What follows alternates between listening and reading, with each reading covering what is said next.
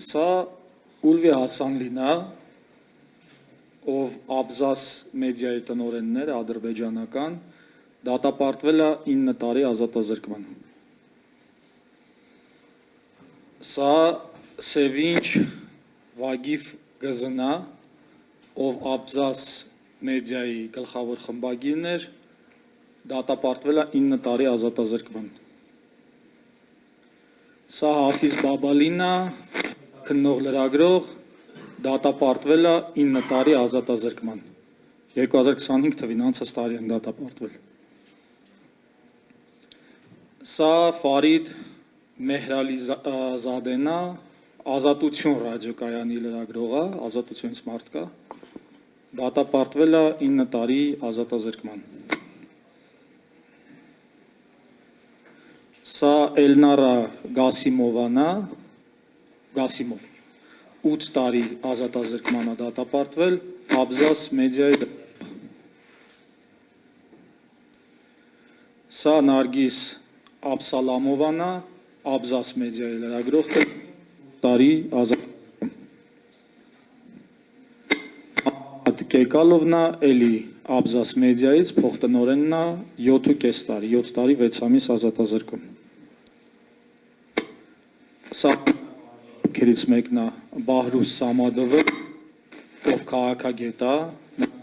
խաղաղության ակտիվիստ,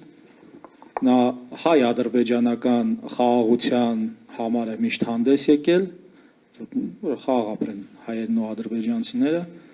նրան դատապարտել են 15 տարվա ազատազրկման։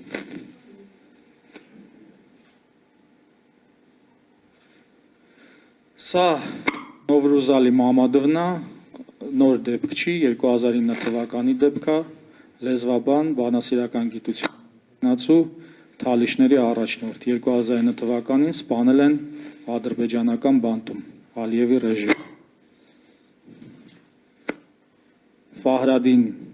Աբոզոդանը, նույնպես գիտնական, Թալիշների առաջնորդ, սպանել են Ադրբեջանի բանտում 2020 թվականին նոյեմբերի 9-ին։ Ադրբեջանի քաղաքբանտարկյալների թիվը ըստ Մարդու իրավունքների ինստիտուտի ռեկորդային է 375 հոգի, նրանց մեջ իրավապաշտպաններ,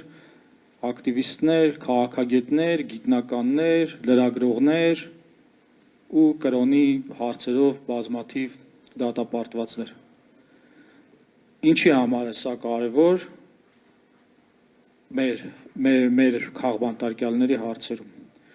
Ուրեմն այս տարի մայիսի սկզբին, մայիսի 2-ից 3-ը Եվրոմիության արտաքին հարցերի ղեկավար Մայա Կալասի այցի ժամանակ եւ 1 ամիս առաջ Եվրահանձնաժողովի նախագահ Ուրսուլա ֆոն դեր Լայենի այցի ժամանակ Եվրոպայի խորհուրդը թեև կոչ էր արել, որպեսզի խոսեին քաղաքբանտարկյալների թեմայով,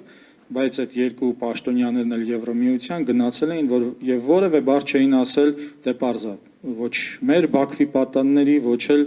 Ադրբեջանում պահվող աննախադեպ այս քանակի քաղաքբանտարկյալների մասին։ Այսինքն այնպես չի, որ Եվրոմիությունը մենակ մեր հարցում աջողողություն դնում է նաև Ադրբեջանի հարցում, բայց ինչու։ Բոլոր այս ներկայացուցիչներն էլ ողջևորել են եւ ողջունել են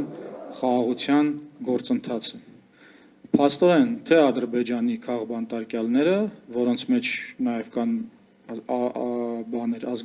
ազգային փոքրամասնություններ, ու կրոնական, եւ Հայաստանի քաղաքբանտարկյալները